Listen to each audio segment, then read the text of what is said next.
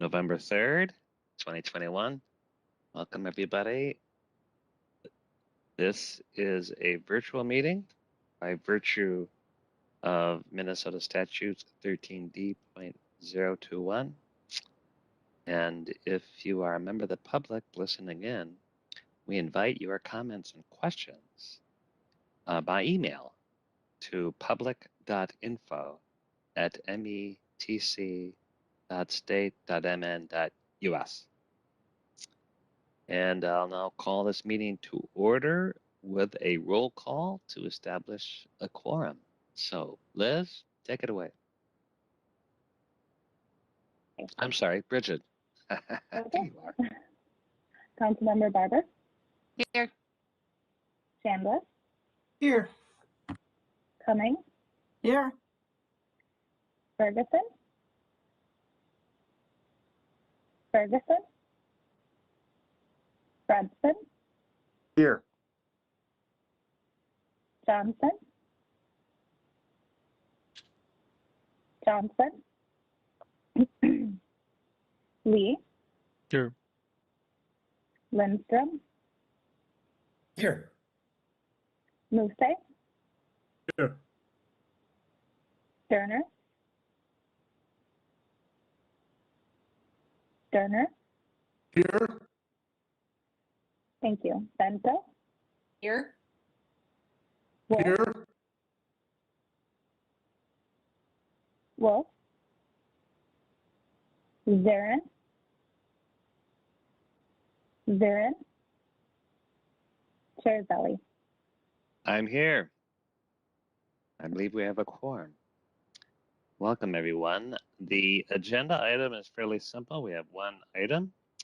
So if there is no objection, I will assume the agenda is approved, which takes us to the approval of minutes from October 20th, 2021, the regular meeting of the Committee of the Whole. Is there a motion and a second to approve the minutes? Motion by Councilmember Chambliss to approve the minutes. Thank you, Councilmember. Second? Thank you, Councilmember Sterner. By Sterner. Any, Sterner. thank you. Any discussion, question? Sterner be second. Right, got it. And, all right, hearing none. Bridget, you may call the roll. Councilmember Barber. Aye. Chambliss. Aye. Cummings. Aye. Ferguson. Aye. Fredson. Aye. Johnson. Johnson. Lee. Aye. Lindstrom. Aye. Muse. Aye. Sterner. Aye. Bento. Aye. Wolf. Aye. Zarin. Zarin. Chair Zelli. Aye. Okay, that the minutes are approved. So let's get to the main information item, which is the 2050 Metropolitan Development Guide overview and timing. And this is a continuing in our series of thinking about that 2050 vision.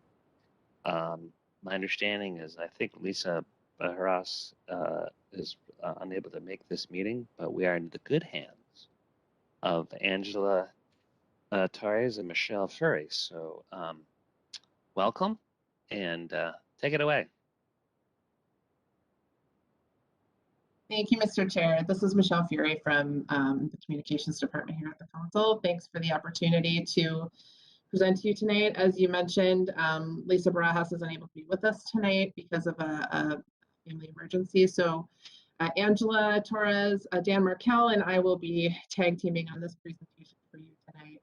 And really the goal of this whole presentation today is to give you an update on where we've been and what we're really anticipating to be work upcoming in the near term and into 2022, so that you have a sense of how the planning so far for the Regional Development Guide is leading up to some more tangible work that will be coming your way, and then get you sort of thinking about some of the big picture questions that are related to this work. Go ahead and move to the next slide, Greg.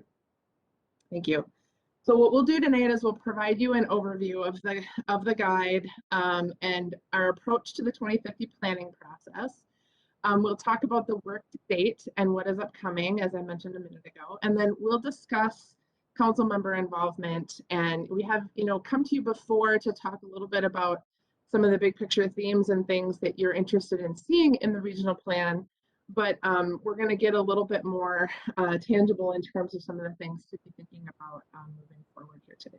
And we're really excited.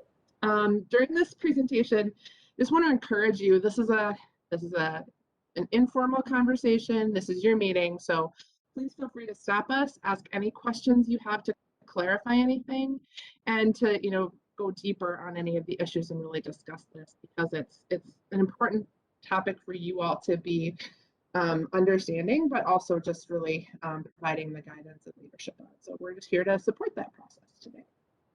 With that, I think I will hand it over to Angela to start with some of the specifics on the plan. Next slide, Thanks, please, Greg. Michelle. Yep, next slide. Thank you. So Michelle was talking a little bit about background. So I'm going to go way back, 1976. The Metropolitan Land Planning Act was adopted by the legislature. Really, the act was a response to the region's continued struggle with how to handle growth and development across the region. So the legislature identified some findings that this is a region of interdependent communities with issues that extend and cross multiple municipal or county boundaries. Individual communities impact the region's infrastructure, and growth creates the need for public services. So, and where there is an increased risk of air and water pollution and risk of water supply shortages.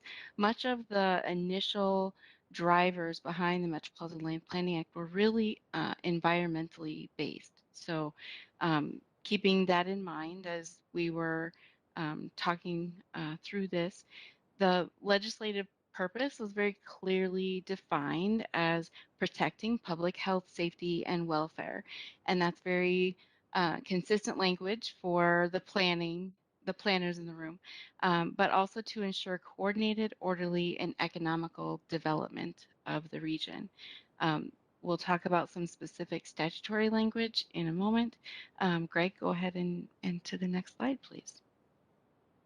So statute specifically requires that the Metropolitan Council shall prepare and adopt a comprehensive development guide for the metropolitan area that sets the foundation for the work that we're talking about here with the 2050 plan and the work that we did through the 2040 Thrive MSP 2040. Greg, next slide, please. We'll try and keep the statutory language light here, but we do have to kind of set the foundation. So why then was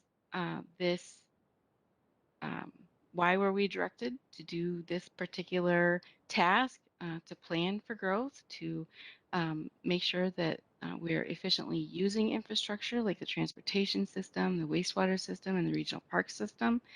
You can see in the language here, the statute also talks about land use, parks, transportation, as well as public facilities. And those are the specific items or chapters that local governments address in their local comprehensive plan. So I will then turn it over to Michelle, and I will kind of interject throughout if there are any technical questions about the comprehensive planning. Thanks, Michelle. Greg, you can go ahead and move on to the next slide. So, as we think about this big picture, so we've had this whole 2040 planning process, right? We did the Thrive 2040. We did system statements, which is for the technical information that communities need to respond to. They submitted their comprehensive plans. You all have been approving those plans. the last several years. And now we have started to see how those plans have played out in terms of the things that communities are articulating in them that they're prioritizing from a regional perspective. So now the 2020 census data is complete, and we're getting a sense of all of the pieces that are in place.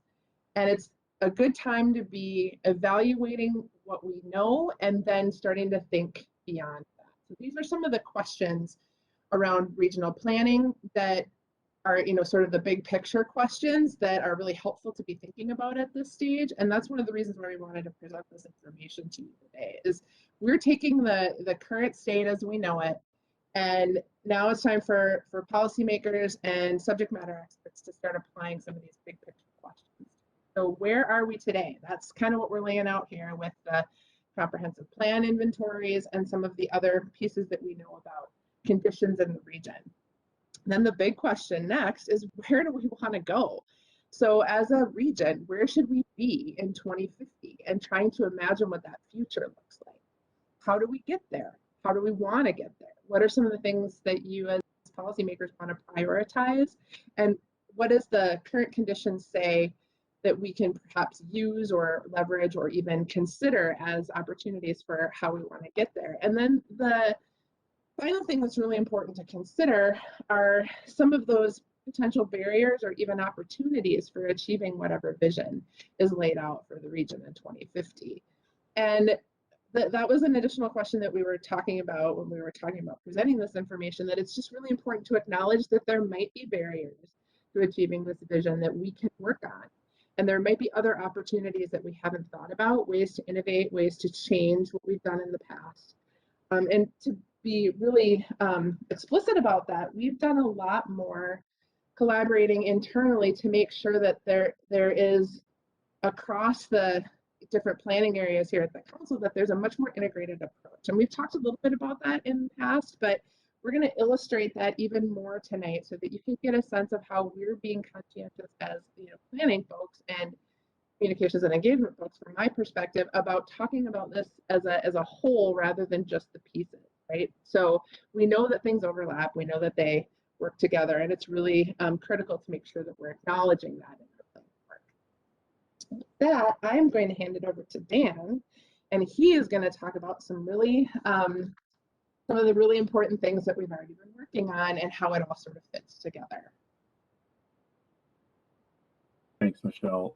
My name is Dan Markell. I work as a planning analyst inside community development in the research work unit. And I've been involved in some of the Thrive MSP 2040 work. And since then, sort of looking at how did it go? What can we do differently this time? And we've been working kind of behind the scenes to take this on in an evolved way. And so what you see on the screen in front of you is an illustration of how everything fits together, hopefully, how we envision all these things working together. We've got, and the diagram kind of reads from top to bottom. If you think about it, we talked about looking, what are the challenges, what are the conditions today? We know that we do lots of measurements, equity, inequities, how are our communities changing, what kind of affordability. Every single advisory committee has reports on what's the condition of our community, including things like public health, which are sort of not exactly in our authorities, but we bear on them pretty highly in some ways. And then big conceptual things like, how are we doing on resiliency as a region? How are we doing on sustainability? So we've been taking time, and we will take more time, to take a look at what are the regional conditions, what are the issues that we're facing, what are the uncertainties that our region is facing, so that we know kind of where we're starting from. Reading down from there, I'll get into this in a little bit, but we need to develop a cohesive vision for what we want to do with our situation and where we could go. That leads to creating our guide for regional growth and development, our Metropolitan Development Guide, which currently is called Thrive, and we also include the policy and system plans along with that. So all those plans that work together come out of a close look at our conditions through a vision. The key thing that we're trying to do this time around, really much more carefully, is make sure that the vision that we articulate can affect all of our different policy plans in a kind of parallel way, sort of land use and housing and parks, transportation, water resources, and how they implement. We're trying to do it in a way that's coordinated so that a community can look at all of our plans and say, I see there's a vision element, and here's how we're using our various authorities and our various influences to effect that vision. So down towards the bottom, we start to get towards specific things like actions. What are we actually committing to? How are we going to run our systems? Who are we going to convene? What are we going to do? What are we going to do? And then the very bottom is all those funny little graphics are metrics. How are we measuring it? How are we holding ourselves accountable? And this is an illustration. Don't take this as a chapter outline or anything, but we're conceiving of this thing sort of from, as I used to say, soup to nuts, from the beginning to the end as one coherent thing. So that's the way we're trying to do it. This is the illustration that's come forward most strongly at this point. If we go to the next slide, I'll talk about a little more specifics. Okay, so inside that big diagram, what the heck are we doing? This lays out some different activities that take center stage as we go through the various years, from preparation, which we really started this back in 2017, reviewing things, taking a look at approaches we might use, to 2020, lots of interviews, surveys, etc. 2021, we've spent a lot of time talking about the approaches we might want to use for this planning process, and really sitting down as at least as a staff to say, what do we think we could actually do? And so under approaches this year, we've started internally framing like topics that we know are big issues. How do we talk about them, and how do we talk about them as shared things? How do they intersect with each other? How would we explore all the uncertainties that we're going through? We're talking about using techniques called scenario planning as part of that. It was mentioned earlier, census and forecasting folks, or census folks, they've got the big census data and working crazy to get all the census information put in shape and do the forecasting.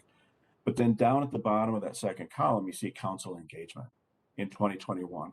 If you remember back in January and March, I think, there were a couple of committee of the wholes where there were big discussions generally about what do we want to do moving forward. That's one of the important streams of information that's fed into this year's work. Going forward, I won't read these in detail, but we start to really do heavy engagement in 2022, really heavy development of the plan in 2023, and scheduled adoption, refinement, and adoption of our next regional plan, the 2050 plans, in 2024. And then Angela takes center stage in 2025 and 2028, because we really move into working heavily with the communities on implementation of the plans, getting communities to do their individual comprehensive plans. And if we turn around in the calendar right now, we see communities are finishing up their comprehensive plans from Thrive. This schedule looks out ahead to the next 10 years. Again, this is a bunch of activities that do happen over time. The note on the bottom is important here. This does not mean that each of these green squares only happens in that year. There's actually work on all of these items that go on through the whole schedule. But they kind of take center stage in those years, more or less. So one more slide, and then we can slide forward. For those of you who are of a Gantt chart mind, here we have some of the products and sort of work efforts laid out according to those similar years. 2021, current state investigations. One of the things that was in one of those lists that I don't think gets enough credit is we've actually been setting up the budgets for this kind of work in the future years. And that's all sort of quiet behind the scenes work that really sets this in motion. So we're really moving into now vision development towards specific areas in the systems and policy area work. So the transportation folks, the water resources, housing, parks, that specific information is going and will get going with all the input we're doing. And then it starts, the bars start to get yellow and red, meaning higher urgency, apparently. Drafts, actual words, things that people can look at, public reviews. And then 2024 and 2025, we really look at, the documents and the system statements that go forward. One last word is that trying to do this in this coordinated way has been an interesting exercise, partly because all the different divisions and all the different plan areas have requirements of their own. The federal transportation authorities require us to do certain things. The water requirements require us to do certain things. Parks, same. Housing, same. What we're trying to do here is have a parallel structure so that we are coordinated and have it flexible enough so that we can still meet all those federal requirements that are needed. And that's the game, that's the balance we're focused on. Today, and discussions with the council, I just want to encourage you, you guys are the ones that set the big picture and set big things in motion. And so we really appreciate that. And we're here to, support that with all this technical work underneath it. Next, you're going to see a slide with lots of words on it, and Michelle is going to present that, I believe. So as Dan said, this has a lot of little type and it's really hard to read. And some of that is on purpose because we don't expect you to read the details, but we want you to understand that there have been a lot of activities that have gone into getting us where we are today, including just about every information presentation you've received at a committee meeting and the data that has been presented to you at a committee meeting or here at the committee of the whole. It's all setting up the conversation about the regional plan. And sometimes that might not be right in front of you as you're thinking about these things and seeing this data, but the point is that we're setting these things up as your subject experts to make sure that you are, at least you have a foundation of information you can refer to and a place where you can turn to understand better all of the things that go into this work. There are also a bunch of other more technical conversations that are happening both at the advisory committee level and at the committee level that are all adding up to these things. Greg, advance to the next slide, please. And here's more of a simplified version of what that all says. Your committee presentations, like I said, there's data analysis and there are studies that our planners and analysts are doing to make sure that you understand some of the background information that we both collect and that we analyze. Our advisory committees are also doing this, and they're doing it at an even more detailed level around each of the policy areas. They're also bringing community experiences and equity to the conversation, and some resource allocation in terms of where our money goes, where our federal money goes, where like local communities grants go, things like that, where we are putting money into certain things based on the policies that are identified in these regional plans. The committee of the whole conversations that we talked about, your council member discussions and the panel discussions that you've had, including like the developer panel that was at the committee of the whole, and the really great, I'm sorry, this was my favorite one of the last year, this really great conversation that happened a few weeks ago around data and housing and the relationship between some of those things that we know about communities and people who need affordable housing. Those are the kinds of pieces of information that you're going to need moving forward as we start to talk more about some of the policies. And of course, the committee of the whole has also brought external partners and experts into that conversation as well. That developer panel was a good example. Our fiscal disparities discussion, one of those things that we don't always get to highlight very much because it sort of lives in the background, but is a critical sort of regional framework that relates to a lot of these things too. I'd just like to also highlight, you've been doing a lot of work in council member work groups, And that work is really important to framing up these conversations as well. You are talking about values and issues and trends in those groups that are going to be fundamental to how we think about developing regional policy moving forward. And I just want to acknowledge that, because I think this council has really invested in work groups in ways that not only will pay off, but it's a lot of time and a lot of effort, and it's not necessarily something that has happened in the past. And I hope that you find those conversations useful, but also see those places as places where we can bring additional information as this process moves. And Dan's going to talk a little bit about how all of this stuff comes together to start to build this regional vision, and really what's going to be happening over the next year. Next slide, please. Thanks, Michelle. This counts as me being focused. I'm just going to talk about what happens over the course of a year. These are activities, things you're going to see that are happening, that are going to happen. So they're sort of near-term future. If you remember that diagram that we read top to bottom, first up, building the regional vision. We've been doing research, we've been looking at trends, what our conditions are, but now we're really starting to focus on identifying some of the basic underlying core things. One is, what are our values? We've been collecting discussions, identifying values. We'll continue to have that discussion. And we really want council members to weigh in on the values. What are the values of this council? What are the values of our region?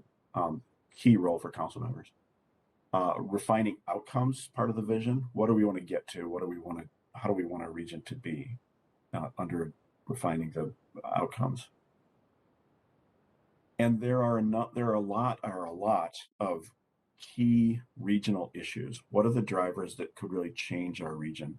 What are the trends that are happening? What are the uncertainties that go on in our region? Folding those into our vision will give us a robust and kind of resilient plan going forward. And a lot of this is wrapped into something called scenarios planning, which is a technique of looking forward at multiple futures so that we can be prepared for the range of possibilities that we'll find ourselves in 2050. There will be lots of more detail on that in the past, but when we say scenario planning, think of it as a really great extended discussion early on about how we're considering all the different futures possible. Second big bullet point. There's a lot of work to do here, and we are committed to using all of the various committees, including technical committees, including advisory committees, including council committees, in a kind of distributed conversation format, so that we have the appropriate level of discussion about all these issues. Committee of the whole is a place where it all comes together, but there's a lot of work that has to be done that'll be going on. So you'll start to see opportunities for committee members to participate in discussions and workshops, both at committees and possibly outside of committees. Just look for that. When you see those opportunities, it's about this planning effort. Internally, we've also been having and will continue to have discussions about regional issues and how the trends that we're seeing in our region and the potential problems in our region, uncertainties in our region, how they might bear on this planning process. So there's a kind of beginning to that's starting to bear some fruit. We'll bring that information together, and that's the ingredients that go into this as the sauce. 2022 work planning. As you guys look at your committee work plans, and our directors and managers look at our staff work plans, this is where we stitch the right people into the mix so that we're doing this work on an ongoing basis. And this is not necessarily a completely separate thing from the work we do anyway. What we're trying to do is do the work we need to do in a way that it adds up to the kind of cohesive vision and identification of values and strategies and policies as we go forward. So that's a peek forward over the next year. You'll start to see more things daylit about this effort, and just we appreciate any attention you can give to it. This is one chance. This whole effort is one chance to look forward. Gosh, 30 years, and it's it's a rare thing to be able to do that and actually have some organized work behind it. So, thanks for your interest and support. And I think I will pass it on to the next person. You can move the slides, Greg. So we wanted to give you a snapshot of some early stage engagement that is already being planned, and how we're making sure to engage some of the critical partners that you have identified, but also that are part of our infrastructure around planning and policy development.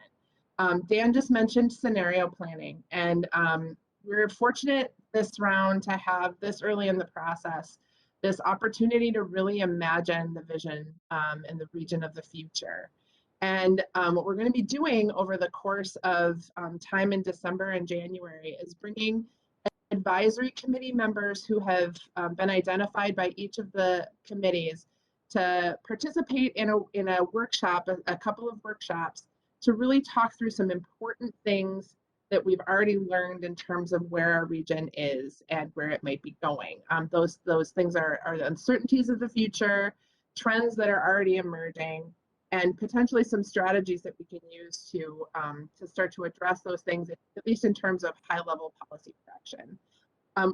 As council members, you will also be invited to this scenario planning effort. So stay tuned for more information about that. It's going to be a really great opportunity to do something that we've heard a lot of feedback about over the last several years, particularly from our advisory committee members, but from others as well, that we don't often get the opportunity to bring people from the different advisory committees together in a way where they can work together to solve some of these regional problems. If we're really, interested in having a more, strategic and regional approach to some of these things, then it's really important to bring those subject matter experts from across the range of advisory committees together. And they all say that they want more time with you as council members. So that's why this kind of structure is going to be really beneficial to this process. And at such an early stage in this process, it's going to be really critical to directing the rest of how things go. I'm personally really excited about this effort, so you'll definitely hear more from me about it, but I hope that this is a really great opportunity to providing some of those cross-sector conversations that really get to the, get to some really meaty conversations about policy and where we can be as a region. Our advisory committees are a really important part of our policy development. And in some cases, those committees are the ones that are actually developing the policy that you see in the regional plan and in the systems plans. So we're going to be continuing to engage them very actively with regular updates, but also some discussions about these emerging regional issues to see if there are ideas and ways to address those things in our regional planning processes. Both lessons learned, but also the experiences that they're seeing as professionals and policymakers in the fields that they bring to the table as advisory committee members. We'll continue, of course, to be using these meetings, the committee of the whole conversations. One of the first things that you'll start to see is a conversation about values and vision and how that establishes some policy direction for these regional plans. And I'm going to give Angela a minute to talk a little bit about some of these things because she'll be helping support some of that, but that's going to be sort of the foundational stuff that establishes this vision that is in that layer that we talked about in the illustration. And then the one last thing I'll say is we've heard a lot from you about how important our local government partners are, and we know that, right? The comprehensive planning process involves local communities, and we absolutely have to be engaging with them. And there's been a lot of work done to pull lessons learned and feedback from the last process, but we know that not only that feedback, but the experiences that these communities have had in this process really does give us a sense of the kinds of guidance in the areas that they really are looking to the council for help on. We provide important resources to them, and these emerging regional issues are really reflected in those communities, and it's important for us to make sure to be tying those things together and bringing those folks to the table. Angela, did you want to say anything about the vision and values process or the comprehensive planning lessons learned? We're continuing to, thanks, Michelle. We're continuing to do a lot of research into the data that we do have, which is all of the comprehensive plans. And so one of the things that we're doing, just to give you an example, is looking at every single comprehensive plan and looking at the vision and values that the local government has identified and the engagement process that local governments have conducted in order to develop that vision. That tells us a lot about what communities are prioritizing right now. And that's reflected throughout their 2040 comprehensive plan, but we can use that as a baseline of engagement as well, right? So local governments do a tremendous amount of work with their citizens, residents to really develop that language and develop those priorities. So we want to honor that and pull that into some of the information that we're using going forward as well. So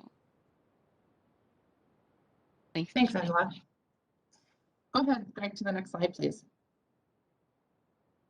So I mentioned a minute ago the importance of local government partners and making sure that we are including the information that we've learned from their processes and their feedback in these processes. We've also heard a number of things from you and from our full range of partners about what needs to happen with this. And they're sort of in these two topic areas, the important principles we have for this work and the important topic areas that we need to make sure are addressed, and perhaps across the range of systems and policy planning areas, that they're emphasized and clear in terms of how they play out.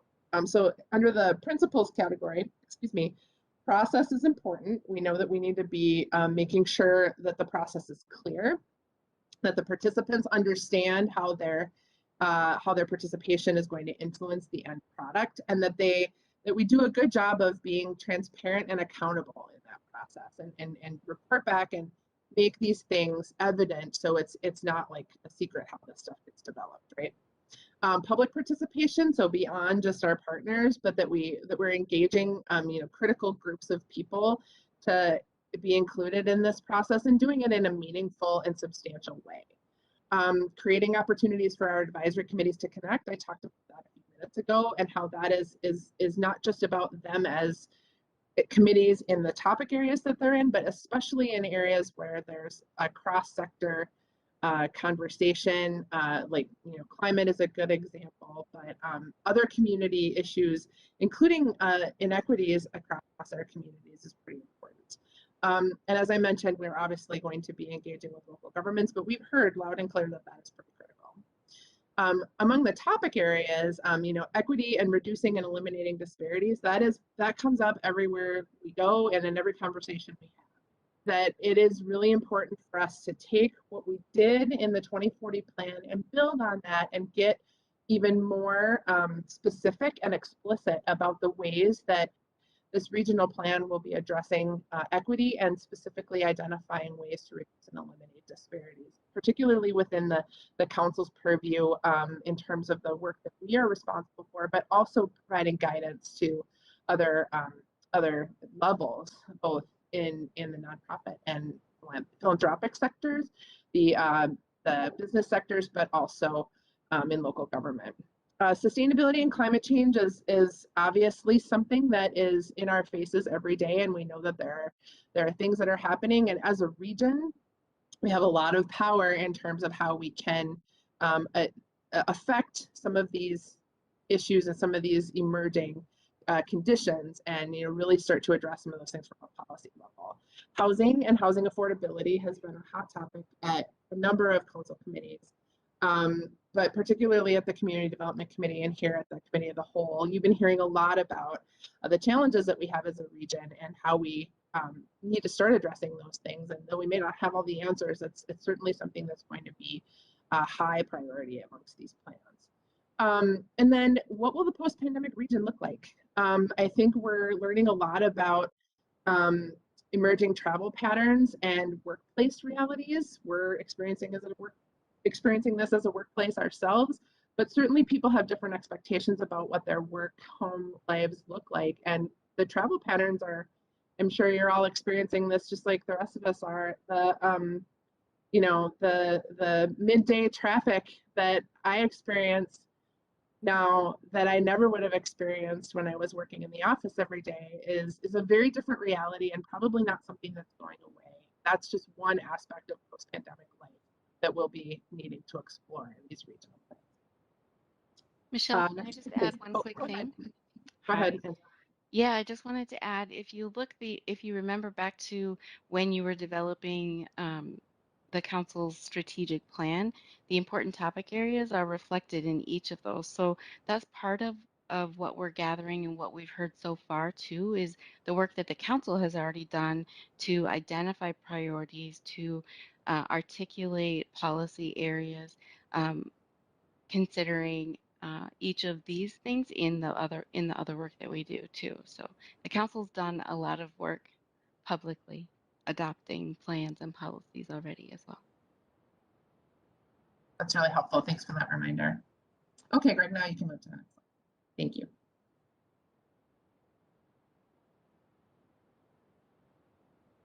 Next slide, Greg. So here's where we have some asks for you tonight. This slide and the next slide, we're really gonna be looking to you for some ideas about, are there things that we can be adding to this list of critical regional issues and the areas that we're starting to explore with relation to uncertainties and values? And I'm just gonna pause for a second and see if anybody has anything that they'd like to add at this point, either about the rest of the presentation or as you're thinking about these big regional issues, where we should go.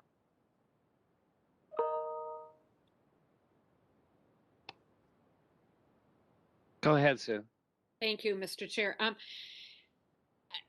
This probably maybe fits into values, but one of the things I've been thinking about a lot, especially during the last several weeks leading up to yesterday's election and again today following the election, and that is public engagement.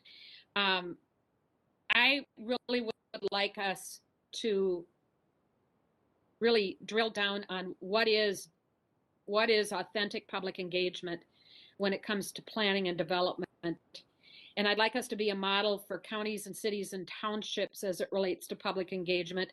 I'd like to have them work with us in coming up with protocols for authentic public engagement. I have to say that I've been a little concerned in a couple of instances, and I won't bore you with details. If you want to ask about it later, I'd be happy to share. But I have seen and heard things characterized as public engagement in the planning process, and I can't cite any examples with us as a council, but they may be there, and I don't want to plead purity and perfection and innocence, but I've seen examples where when you really look at what happened, it was, here's our plan, tell us that you like it. And then we get argumentative, and I'm using we as the royal we, not us as the Met Council. The presenter gets argumentative when the response isn't given that they're looking for. And I've seen it more than once, and I get concerned about it because it becomes a real turnoff to citizens, and it becomes a particularly inflamed turnoff in this current political climate. And we saw this play out in a number of ways in the election this fall, and I would guess we may see it again next fall and for years to come. And I would really like us, when we ask a community or a citizenry for their input, to really be asking for input and to get to them on the front end of the planning process so that they feel like they have a bit of ownership in it. The second thing that I really want to zero in on is whether or not there's a possibility for us to have kind of a an advisory group that engages township staff and leaders, and possibly a hybrid approach for them. I've learned a lot from Wendy over the last 2.5 years as it relates to townships. And I know that Wendy and I aren't the only ones with townships. I know that a number of people have them, but I really would like us to think about our expectations of the townships and how we can best work with them on the planning. Thanks. Thank you, Councilmember. I appreciate that. And I agree with you completely that we need to refresh our public engagement model. And this is a perfect time to do that in a way that is responsive to what you're talking about. Angela, did you want to say anything about townships? I have a great deal of experience working with townships, having served with Councilmember Barber in District 4 for the first part of my career here at the council. So I really appreciate what you're saying, Councilmember Vento. We have already thought of that. Yes, we're working with not only Metro Cities to put together an active working group for their membership throughout the planning process, but we'll also do that. Not every community is part of Metro Cities, so those that aren't, we'll also create a work group for that ex-urban area. So I hear what you're saying, great idea. We appreciate that, yeah. The support for, the idea, we appreciate it.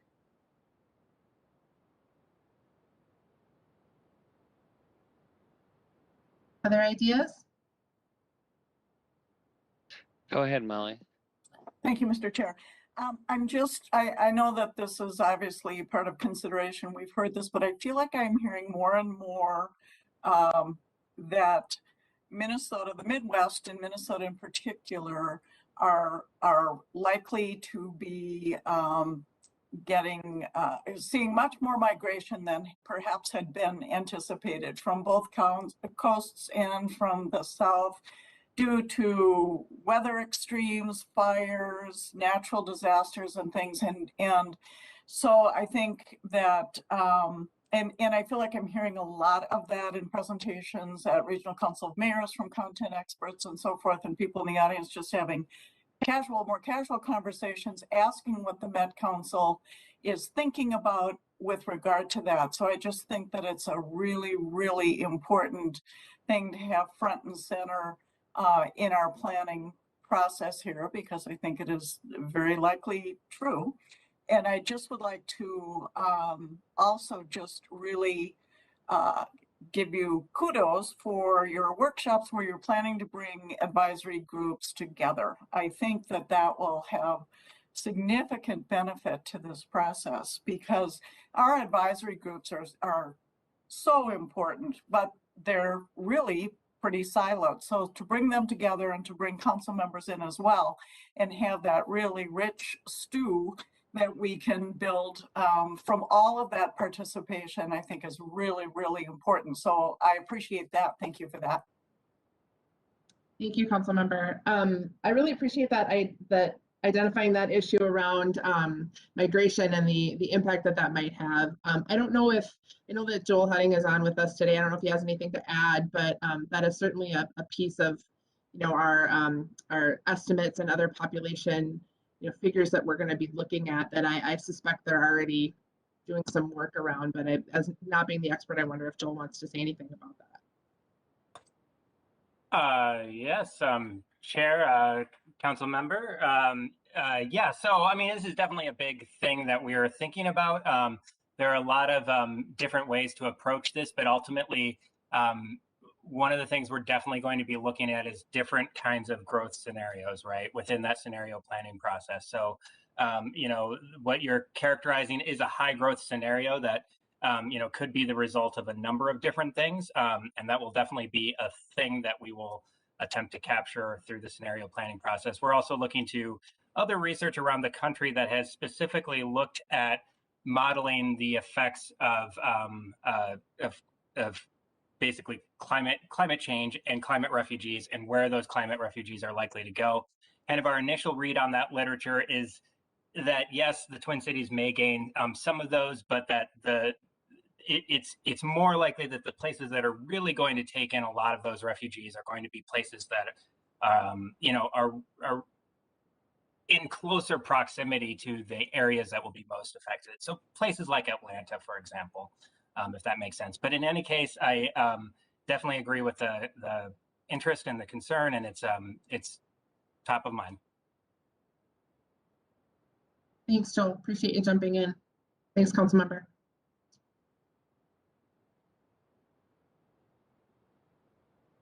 Did I see another hand up? I think I did. Yeah. Was it Hi. Councilman Barber? Yeah. Go ahead. Thank you very much. Can't see you. No problem. So thank you, Mr. Chair.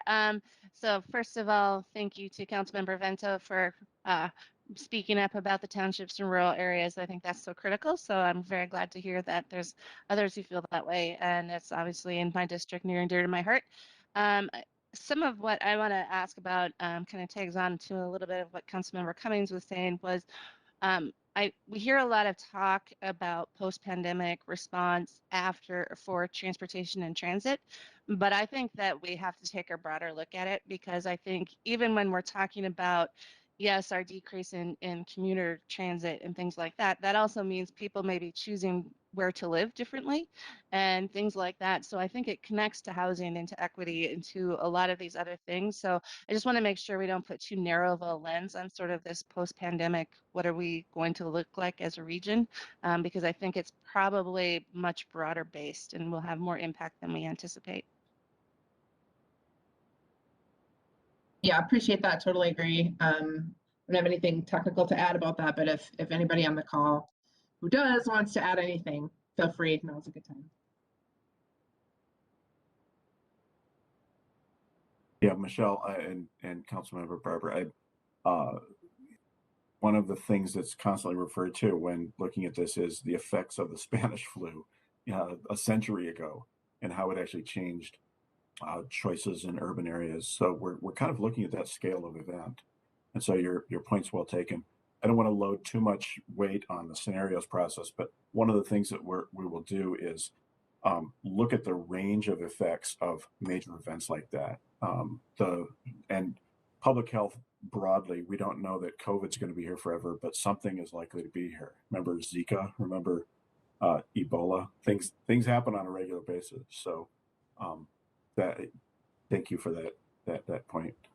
Noted.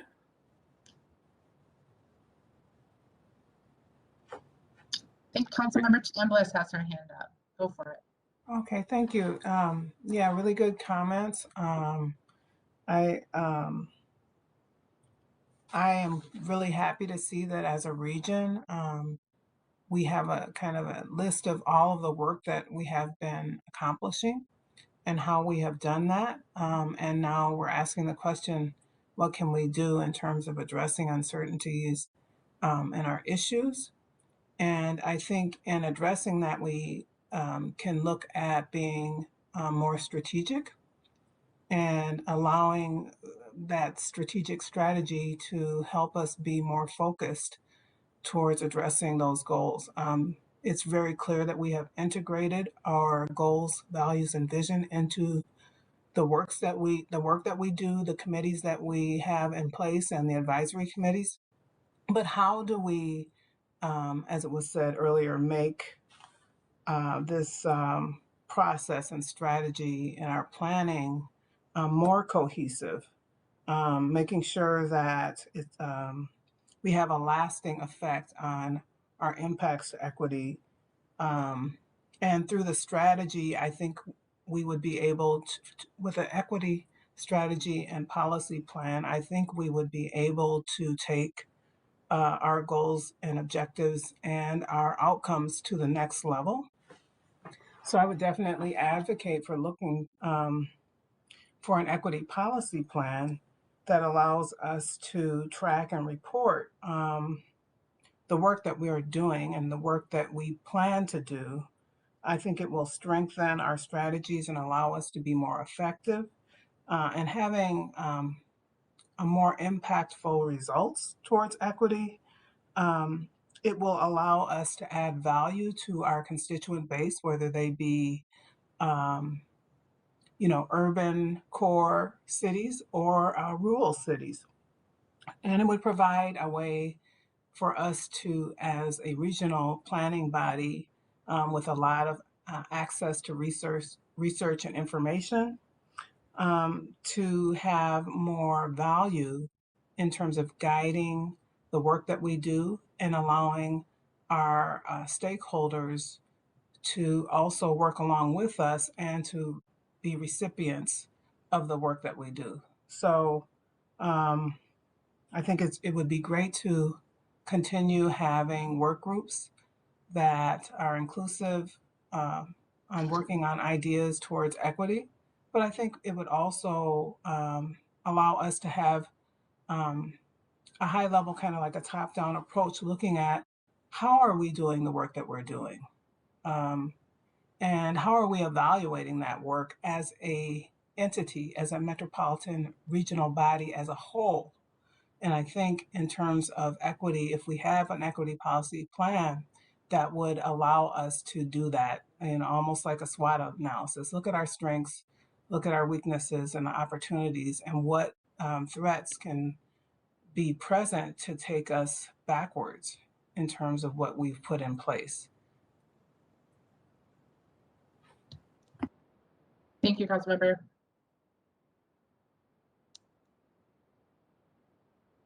Any other thoughts about critical regional issues, uncertainties, and values at this point?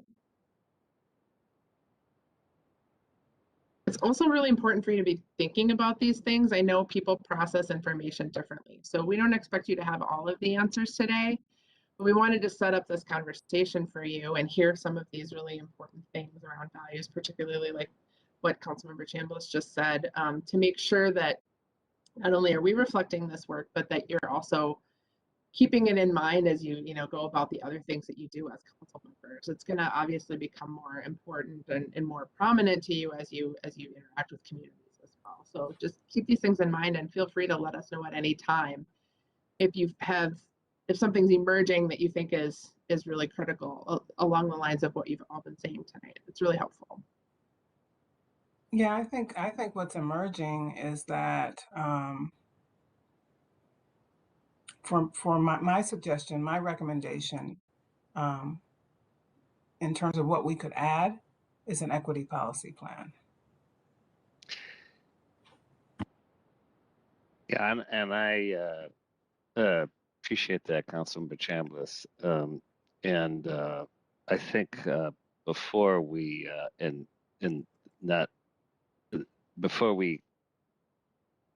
as we think about an equity policy plan, I think I'm kind of thinking about what we need to do to ensure we're actually advancing equity policies in all the other family of plans we have. So I want to get underneath what your intention is and find, maybe, I'm not sure it's an equity policy plan, but maybe it might be an equity policy report card toward all the other family plans that we have. And I'm not saying it's not it, but I think that we need to kind of talk through how we provide values and get that cadence of accountability to ensure that and measures to ensure we're making progress in everything from housing, transportation, water. I mean, we have a lot of kind of policy plans, but and I want to make sure that it isn't that our work in equity isn't just kind of put in the corner, but is central to all the work that we're doing. So I'm not quite sure what the answer is, and I love your suggestion, but I think we need to. I suggest that we kind of what's the word, that we kind of think through this as a way to kind of make sure that we are actually getting that into our regional development work in the right way. But nothing against it, but I think we're kind of in the earlier stages to find a way that we can find that to be most effective. Councilmember Wolf. Thank you, Mr. Chair. I guess I would advocate for keeping an eye on how much bandwidth we have as an organization, because we've got a heck of a lot going on. Our transit system is undergoing major changes. and huge employee recruitment problems. Our region as a whole has all these changes with where people are traveling, where they work, how they shop, what kind of houses they want to live in. And so I would caution against adding a whole bunch more stuff to the plan. This is a long-term plan that we have been told we have to have certain systems, the transportation system, the wastewater system, the park and recreation system, aviation system, but we don't have any authority on other stuff. And we've got our hands full just trying to figure out how to run what we have right now. It kind of feels like the wheels are coming off a little bit. And I want to make sure that we get all of our work done properly before looking for more work. And from the point of view of the communities that are involved in our plan, this is a very, very long-term plan, and they're currently putting resources into what they said they were going to do until 2040. When we do our plan, we can't make major turns and changes from what's already in place because there's already a lot of money going into the infrastructure for what we've already committed. That's been something that's come up kind of every time we come up with a new plan. People say, hey, let's throw in all these things, that'd be cool. And then the cities go, wait a minute, we've got a whole lot of infrastructure that we put in place that we can't just turn on a dime and change. So I just wanted to be mindful of that as well.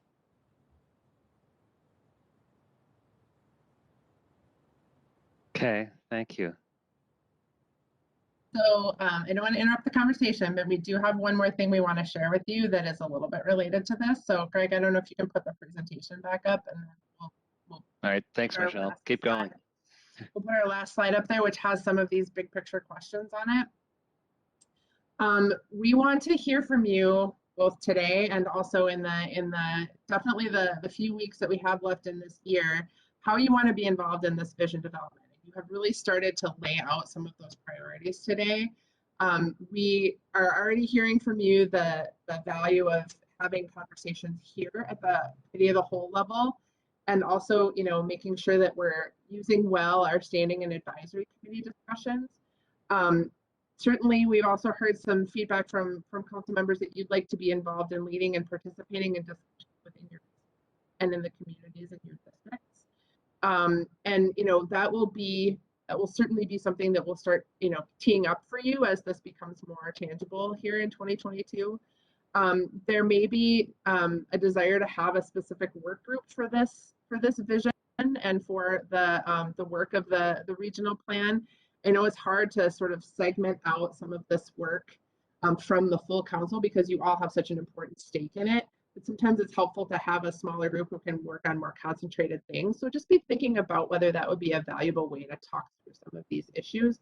I know, as I mentioned earlier, the work group work has been so, the time that council members have been putting into that has been so valuable. And I want to make sure that you're not getting stretched too thin while at the same time you're really providing that critical insight into what you really want to see happen here. And then, you know, we're curious about how which approach might work, how we can make sure we're doing cross-sector things. Councilmember Cummings, you pointed out the importance of the working with advisory committees across advisory committees. We can have more meetings like that in the coming, you know, year, 2, 3, as we, you know, really get down to brass tacks on this thing. And then as I mentioned a minute ago, and as I think Councilmember Wolf was alluding to, you're all busy people, with many of you with other things going on in your lives. And we don't want to put expectations into place that are really not consistent with your interests as council members, but also just the realistic time demand. So with that, I wanted to just kind of lay out there that there are a number of logistical and sort of process considerations that we want to make sure you're aware of and that we're thinking about. We would love to hear from you the best ways to move this work forward so that you can be as connected to it and as you know, responsive to your communities and your districts as possible as well. Michelle, I think that is my understanding, given your presentation and this conversation, that this is very much of a consolidation of a lot of the work that we're doing in so many different areas, and through our standing committees, our advisory councils, our committees. So, in a way, getting a smaller group to help kind of work through some of these issues, but it should be a kind of another new thing off on its own. It really is incorporating a lot of this thinking that we as council members and our kind of associated advisory committees have been wrestling with. So I'm saying that only as an observation to ensure that we're not, we're not replicating. We are replicating, but in a thoughtful way toward action. If that makes sense. Yes, Mr. Chair, I think that is a great way to sort of summarize that. Thoughts? Oh, sorry, Councilmember Chambliss, I see your hand. Go ahead, Reva. Oh, yeah, sure. I certainly agree with Chair Zelli and Councilmember Wolf about, making sure that, we're not overwhelming ourselves. But having, whether we have a policy plan or we have a work group to take a look at these things, certainly looking at how we can take all of the work that is related and be more efficient would be a benefit. Yeah. Thanks. Appreciate that. Other thoughts?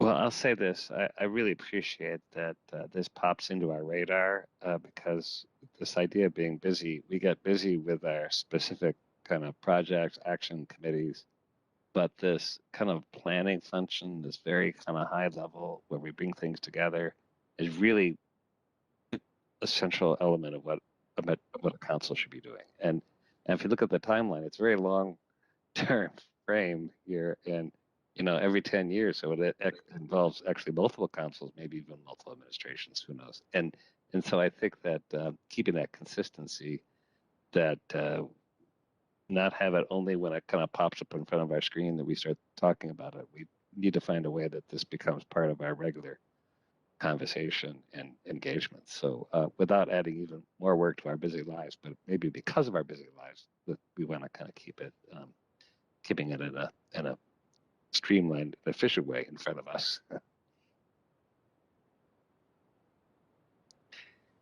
Well, Mr. Chair, thank you so much, and council members, thank you so much for your conversation tonight.